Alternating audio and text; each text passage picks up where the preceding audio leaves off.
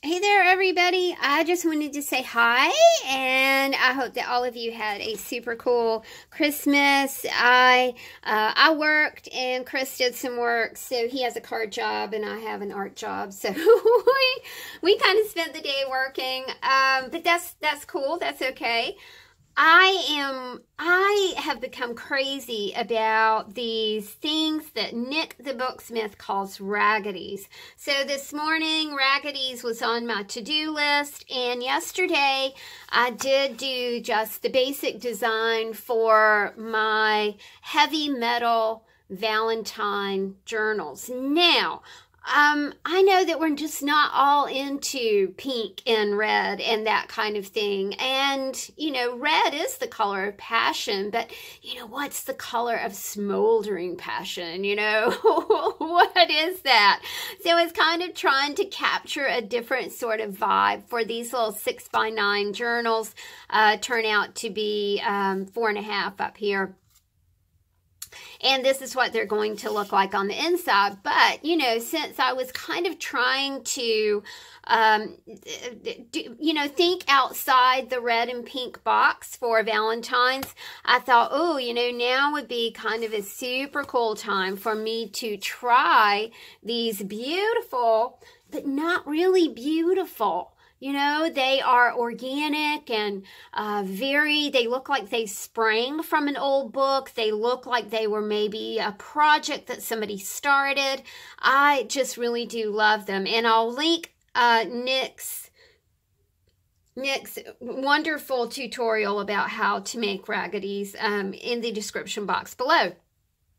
But I did just want to show you the ones that I made this morning. Remember, my sewing skills are super minimum and minimal. I don't have very good sewing skills, but, you know, I know one stitch, and by golly, I'm going to use it. I'm also kind of, I don't want to say scared, but I'm really hesitant to try and branch out with this sewing because I don't know anything about sewing machine maintenance, and I don't want to break anything on this sewing machine, which I gleaned from a house that I cleaned in November of last year.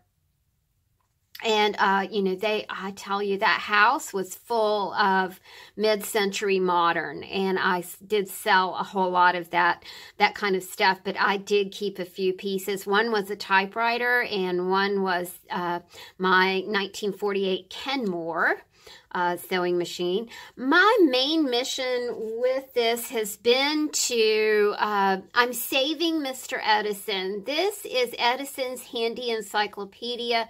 The first, gosh, I don't remember the first copyright on this, but I'll show you the original book. I love it, but oh my gosh, I mean, it's a chippy hot mess, y'all, but you know, I adore it. I adore things like this. Let me just kind of show this to you right quick. You know, we've got all kinds of Trinity Church property, something about Niagara Falls, how to measure grain, how to measure corn, Mother Shipton's prophecies, which I don't know if you've ever read about Mother Shipton, but she was an incredibly accurate prophet. So I'm really anxious to read that. You know, the great catastrophes of history that go through, the great catastrophes of history goes until 1886 in Charleston. I don't remember exactly when the copyright date on this, but you can see it falling apart as I kind of flip through it. I think it was around 1896, maybe, something like that.